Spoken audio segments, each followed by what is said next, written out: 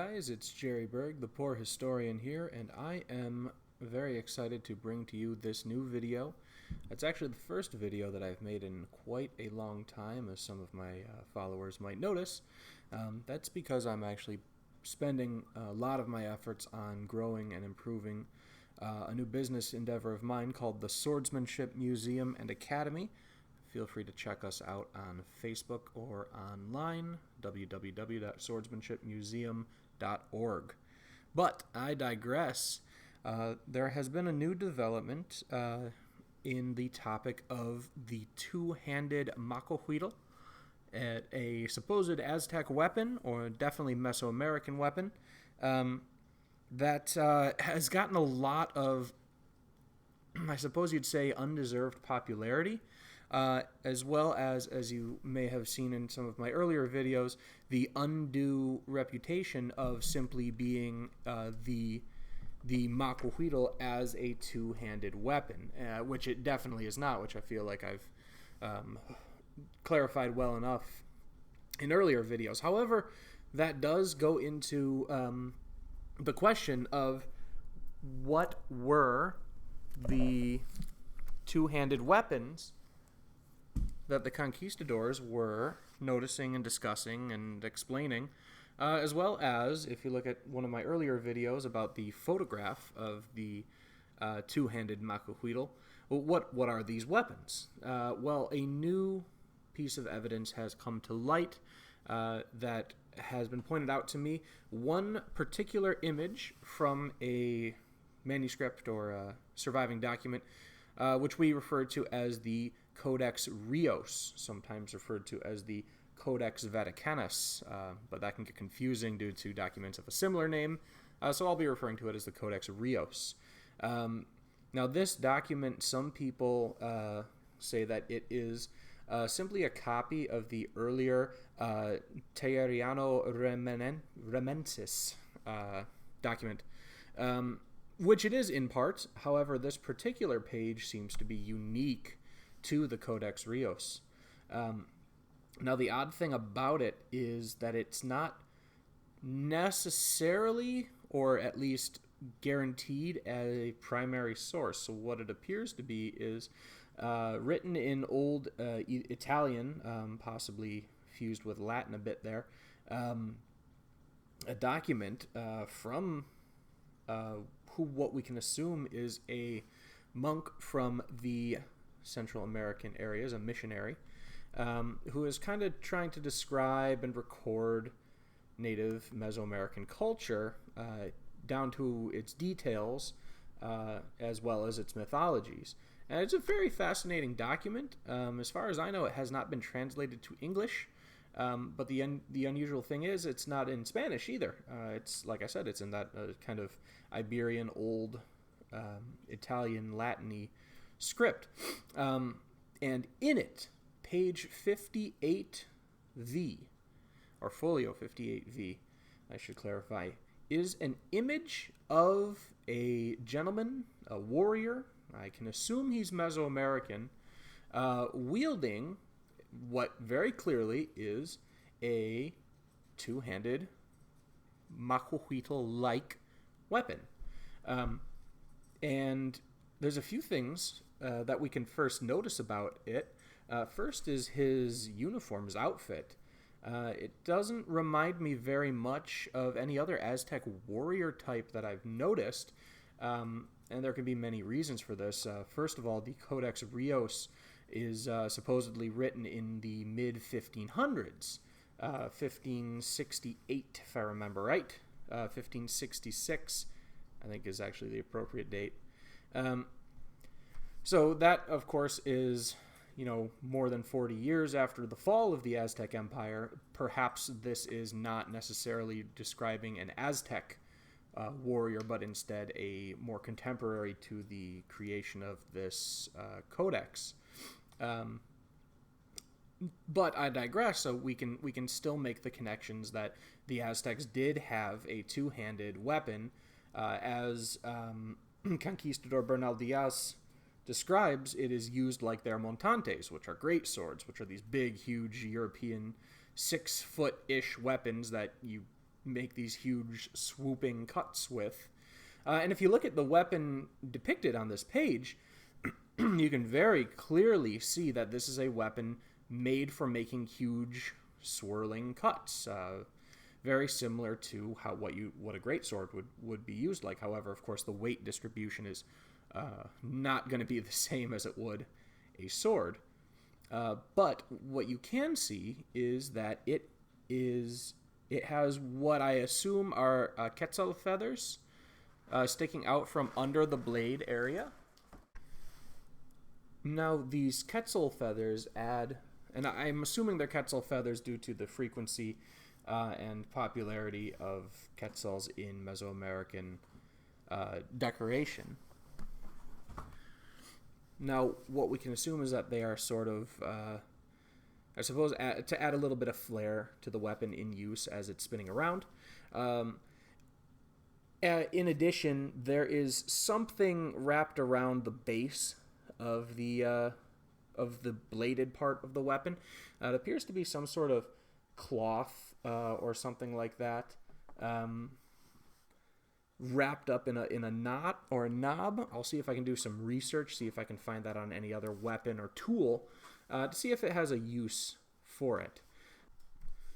Now, if we're able to remove this, I would assume natural fabric kind of knob, as well as the natural quetzal feathers, which may have disintegrated over the years, and we look simply at the wooden and obsidian parts of the blade, we can see that it is roughly similar to the other example that we see from the Armeria Real, which was lost in a fire in the late 1800s, though we do have a sketch photograph and a sketch itself of the weapon itself. And you can see some similarities, especially in the size of it. There are some differences, such as the length of the bladed section, length of the handle appropriately changed. But we can see that they would very likely be used in very similar manners, with the general weight distribution roughly the same. A couple things to note about it, however. It does have a pommel, which you do see frequently in Macuahuitl and other weapons in the Aztec armory, which would be very useful if you're swinging it around and using the force of the weapon to keep the momentum going. You would want some sort of pommel at the end to prevent it from flying out of your hands. Another couple of cool things is if we zoom in and take a quick look at the blades, at the bladed section of the weapon, it looks like the obsidian is all in one piece, which is unusual. That would add some sort of brittle, it would increase the chances of it being broken. However, if we assume that they were used similarly to the montantes in Europe, we can assume that this weapon would be used maybe not entirely for death and only death, but more appropriately crowd control, area denial. Not necessarily for killing exclusively, but more so for causing fear and terror and preventing enemies from accessing one particular region of the battlefield that you are fighting on. Now, one thing that you'll notice about this image is the crisscross pattern on the bladed section of the weapon. However, that is not actually supposed to be there. That is simply the faded through section of the image on the reverse side of that page bleeding through and leading to the false depiction of some sort of rope or cording or decoration there, but it is not the case, as you'll see later on. Now, one other thing that's a little weird, and hopefully you, viewers at home, can help out with, is if you look at the bottom of the image, there's actually a description of it, and I cannot translate it. It is in a language that is entirely foreign to me. I assume it's some sort of odd mix of Italian, Old Latin, maybe some Spanish in there. I'm not even going to try to verbalize what it is, but I tried to do a rough translation, and hopefully some of you guys can translate it a little bit better than I can. But roughly, it translates from what I may have been able to decipher. Here is a crude sort of arm like a mace, like a Venetian mace made by an individual, with the combatant using two hands, and then a sentence that I can't even begin to translate. So hopefully you guys will be able to do that. I'll post links to the images. Speaking of, there's actually two images that I've been able to find of this online. One seems to be a photograph of the original image, and then one seems to be a scan of a later printed, colorized, and cleaned version of it. The cleaned version is what I've been using most of for this video, because the original is just kind of blurry. It's not a very good photo, but I'll see. Maybe you out there can find a better image of it. So what does this mean? You know, what does this mean for us Aztec Macuahuitl researchers? Well, one thing is that when we take this, as well as the two other sources that we've discovered so far, that would be the memoir of Bernal Diaz and the images from the Armeria Real of the now lost extant example, we can assume that this weapon is the one that the Aztec or the conquistadors are referring to when they talk about a two-handed weapon. And a lot of the modern interpretations are, in fact, incorrect. And those interpretations are saying that there is a one-handed and a two-handed version of the Macuahuitl. Now, I would argue the fact that that should not be promoted at all. Because if you look at this, the only thing similar to a Macuahuitl in this case would be, you know, it wouldn't be used. You couldn't use this like a Macuahuitl. It would be entirely different. Very similar comparison would be an arming sword in Europe and trying to compare that to a partisan, which is essentially a sword on the end of a stick. Now, we don't refer to a partisan as a two-handed sword. A two-handed sword, or a long sword, or a great sword, are entirely different weapons than a partisan. So, in that same regard, we cannot refer to this weapon as a two-handed Macuahuitl, because it's not used like a two-handed Macuahuitl. I don't know what this weapon is called.